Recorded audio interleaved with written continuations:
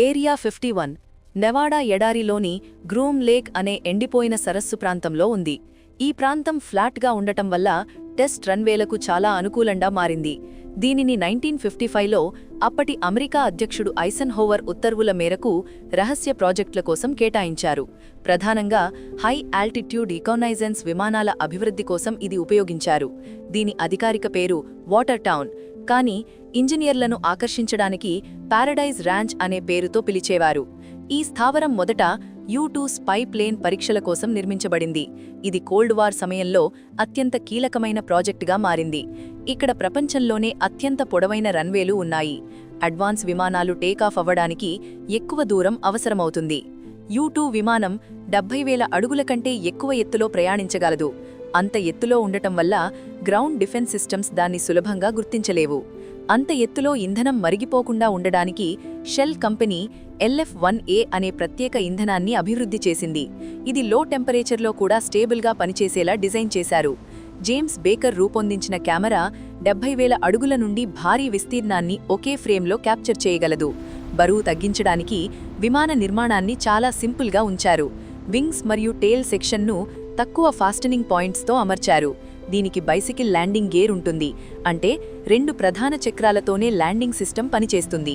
Takeoff సమయంలో balance కోసం పోగోస్ అనే చిన్న సపోర్ట్ వీల్స్ వాడతారు. వీటిని గాలిలోకి వెళ్లిన తర్వాత విడిచిపెడతారు. U-2 విమానం గ్లైడ్ సామర్థ్యం చాలా ఎక్కువ.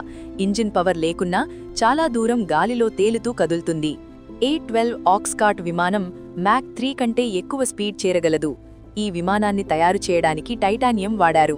హై టెంపరేచర్ పరిస్థితుల్లో కూడా బలంగా ఉండటానికి ఇది అవసరం. టైటానియం వెల్డింగ్ చాలా కష్టం. ఆక్సిజన్తో రియాక్ట్ అయ్యే అవకాశం ఉండటంతో ప్రత్యేక టెక్నిక్స్ ఉపయోగించారు. రాడార్ సిగ్నేచర్ తగ్గించడానికి విమానం బాడీని ప్రత్యేక ఆకారంలో డిజైన్ చేశారు. చైన్స్ అనే వంపు ఆకారం రాడార్ వేవ్స్ను డైరెక్ట్గా రిటర్న్ కాకుండా మళ్లిస్తుంది. వింగ్ ఎడ్జెస్లో ప్రత్యేక డిజైన్ వాడటం వల్ల రాడార్ రిఫ్లెక్షన్ మరింత తగ్గుతుంది. ఇంజిన్ నుండి వచ్చే ఎగ్జాస్ట్ సిగ్నేచర్ తగ్గించడానికి ప్రత్యేక ఫ్యూయల్ యాడిటివ్స్ ఉపయోగించారు. ఇది ఇన్ఫ్రారెడ్ ట్రాకింగ్ను కూడా తగ్గిస్తుంది. విమానం నల్లటి రంగులో ఉండటం వల్ల హై ఆల్టిట్యూడ్లో విజువల్ డిటెక్షన్ కూడా కష్టమవుతుంది. ప్రాజెక్ట్ కాన్స్టెంట్ పెగ్ కింద విదేశీ విమానాలను టెస్ట్ చేశారు. MiG-21 మరియు MiG-17 వంటి విమానాల పనితీరును విశ్లేషించారు. వాటిపై ఆధారంగా కాంబాట్ స్ట్రాటజీస్ రూపొందించారు. ఈ విమానాల బలహీనతలను గుర్తించి పైలట్లకు ట్రైనింగ్ ఇచ్చారు. విదేశీ రాడార్ సిస్టమ్స్ను అర్థం చేసుకోవడానికి హ్యావ్ గ్లిబ్ ప్రాజెక్ట్ నడిపారు. దీంతో ఎలక్ట్రానిక్ వార్ఫేర్ టెక్నాలజీ అభివృద్ధి చెందింది. ఏరియా 51 చుట్టూ పెద్ద గోడలు లేకపోయినా భూమి లోపల సెన్సార్ నెట్వర్క్ విస్తృతంగా ఉంటుంది. సెస్మిక్ సెన్సార్లు అడుగుల వైబ్రేషన్ను కూడా గుర్తిస్తాయి. చిన్న కదలికలు కూడా ట్రాక్ అవుతాయి. కొండలపైన ఇన్ఫ్రారెడ్ కెమెరాలు అమర్చారు. రాత్రి సమయంలో బాడీ హీట్ ఆధారంగా గుర్తించగలవు. సెక్యూరిటీ గార్డ్లకు హై లెవెల్ అధికారం ఉంటుంది. అనుమతి లేకుండా వచ్చిన వారిపై కఠిన చర్యలు తీసుకుంటారు.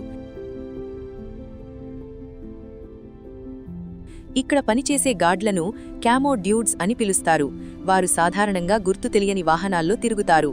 సైంటిస్టులు మరియు సిబ్బందిని జానెట్ ఎయిర్లైన్స్ అనే ప్రత్యేక విమానాల్లో తీసుకువస్తారు. ఈ విమానాలకు ప్రత్యేక గుర్తులు ఉండవు. సాధారణ కమర్షియల్ ట్రాఫిక్లో కలిసిపోయేలా డిజైన్ చేశారు. జానెట్ అనే పదానికి పూర్తి రూపం just another non existent terminal అని చెబుతారు. ప్రాజెక్ట్ నర్వా కింద అణుశక్తితో నడిచే రాకెట్ ఇంజిన్లపై పరీక్షలు చేశారు. ఇది భవిష్యత్ స్పేస్ మిషన్స్ కోసం రూపొందించిన concept. F-117 night hack stealth విమానం ఇక్కడే డెవలప్ చేయబడింది.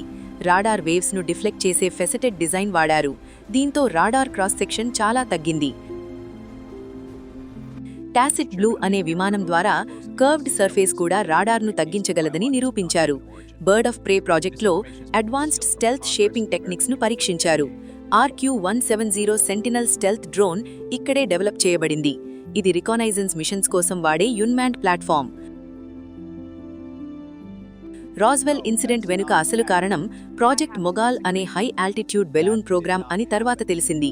U-2 విమానాల రెక్కలపై పడిన సూర్యకాంతి దూరం నుండి మెరిసిలా కనిపించేది. అందుకే ప్రజలు వాటిని UFOగా భావించేవారు. ఆ కాలంలో వచ్చిన చాలా UFO రిపోర్ట్లు ఈ హై ఆల్టిట్యూడ్ విమానాలకే సంబంధించినవి. బాబ్ లజర్ కొన్ని క్లెయిమ్స్ చేశాడు. అవి అధికారికంగా నిర్ధారించబడలేదు. అతను చెప్పిన ఎలిమెంట్ 115 తర్వాత మాస్కోవియం పేరుతో ల్యాబ్లో తయారైంది. కానీ అది స్థిరంగా ఉండదు, త్వరగా డీకే అవుతుంది. Hand scan security system biometric ఐడెంటిఫికేషన్లో భాగంగా వాడిన టెక్నాలజీ. 2022లో శాటిలైట్ చిత్రాలలో కొత్త డిజైన్ విమానాలు కనిపించాయి. డెల్టా షేప్ ప్లాట్ఫామ్ తక్కువ రాడార్ సిగ్నేచర్ కోసం ఉపయోగపడుతుంది. ఇది DANGD ప్రోగ్రాంలో భాగమని అనుమానం. హైపర్సానిక్ వెపన్స్పై కూడా పరీక్షలు జరుగుతున్నాయి. మ్యాక్ 5 కంటే ఎక్కువ స్పీడ్తో కదిలే systems. Scramjet engines high speed air ఫ్లోతో పనిచేసే టెక్నాలజీ. టిక్ టాక్ వంటి ఆబ్జెక్ట్స్ వేగంగా దిశ మార్చుకునే సామర్థ్యం చూపించాయి. స్పేస్ ఫోర్స్ ద్వారా శాటిలైట్ ఆపరేషన్స్ కూడా మానిటర్ అవుతున్నాయి. X-37B robotic space plane long duration orbit missions కోసం ఉపయోగపడుతుంది. ఏరియా 51లో కనిపించే బిల్డింగ్లు కేవలం కొంత భాగం మాత్రమే. ముఖ్యమైన ఫెసిలిటీస్ భూమి అడుగున ఉండే అవకాశముంది. మొత్తం చూస్తే ఇది పుకార్ల ప్రదేశం మాత్రమే కాదు, అడ్వాన్స్ ఏరోస్పేస్ ఇంజనీరింగ్కు కేంద్రంగా మారింది.